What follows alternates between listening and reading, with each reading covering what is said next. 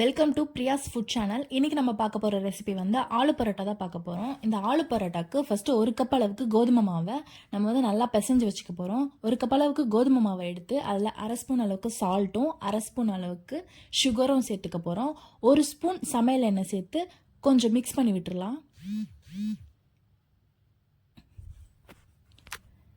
இதை நல்லா மிக்ஸ் பண்ணி முடிச்சதுக்கப்புறமா நம்ம வந்து இதில் தேவையான அளவுக்கு தண்ணி விட்டு சப்பாத்தி மாவு பதத்துக்கு பிசைஞ்சு வச்சுக்க போகிறோம்.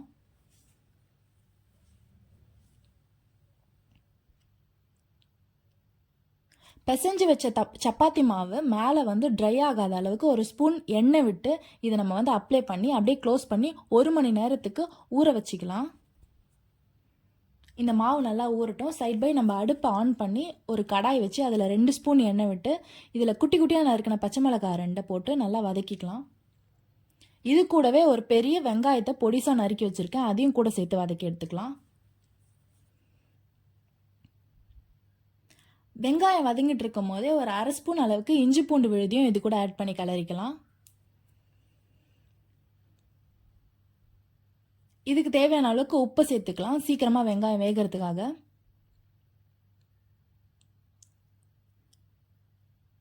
இப்போ இதில் தேவையான மசாலாஸ் ஆட் பண்ண போகிறோம். இதில் 1 ஸ்பூன் அளவுக்கு சில்லி பவுடரும் அரை ஸ்பூன் அளவுக்கு கரம் மசாலா, 1/4 ஸ்பூன் மஞ்சள் தூள், இது எல்லாத்தையும் சேர்த்து மிக்ஸ் பண்ணிக்கலாம். இதில் வந்து நான் மீடியம் சைஸ்டு உருளைக்கிழங்கு 2 வேக வச்சு மேஷ் பண்ணி எடுத்துருக்கேன், இதையும் சேர்த்து மிக்ஸ் பண்ணி வச்சுக்கலாம். இது கூட கொரியண்டர் லீஃப் வந்து ஒரு கைப்பிடி அளவுக்கு போட்டு கிளறி இதை எடுத்து வச்சுக்கலாம் மிக்ஸ் பண்ணி. இப்போ நம்ம சப்பாத்தி மாவு உருட்ட போகிறோம்.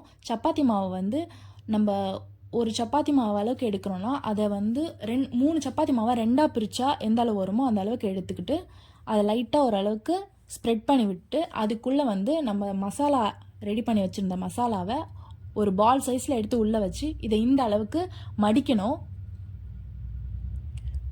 மோமோ ஷேப்பில் மடித்து இந்த மேலே உருட்டும் போது மேலே வந்து எக்ஸ்ட்ரா மாவு வந்து கட் பண்ணி எடுத்துடலாம். இப்போ நம்ம சப்பாத்தி கல்லில் வச்சு சப்பாத்தி கட்டையை வச்சு மாவு போட்டு திரட்ட போகிறோம். சப்பாத்தி மாதிரி கொஞ்சம் பொறுமையாகவே திரட்டுங்க, உள்ளே இருக்க ஸ்டஃபிங் வெளியே வந்துட போகுது.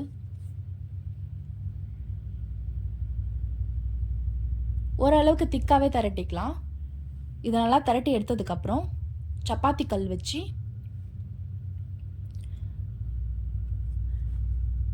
சப்பாத்தி கல் ஹீட் ஆனதுக்கப்புறமா நம்ம இதில் வந்து அந்த சப்பாத்தியை சேர்த்து லைட்டாக ஒரு ஸ்பூன் எண்ணெய் விட்டு 2 பக்கமும் நல்லா வேக வச்சு எடுத்துக்கலாம்.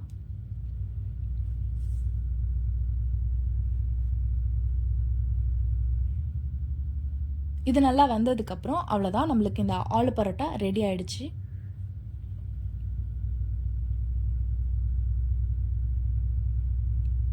இப்போ ரெடியான ஆலு பரோட்டாவை இப்போ நம்ம டேஸ்ட் பண்ணி பார்க்க போகிறோம். சூப்பரான ஆலு பரோட்டா ரெடி ஆயிடுச்சு. இந்த வீடியோ பார்த்து முடிச்சதுக்கப்புறமா மறக்காமல் பிரியா ஃபுட் சேனலை சப்ஸ்கிரைப் பண்ணிக்கோங்க.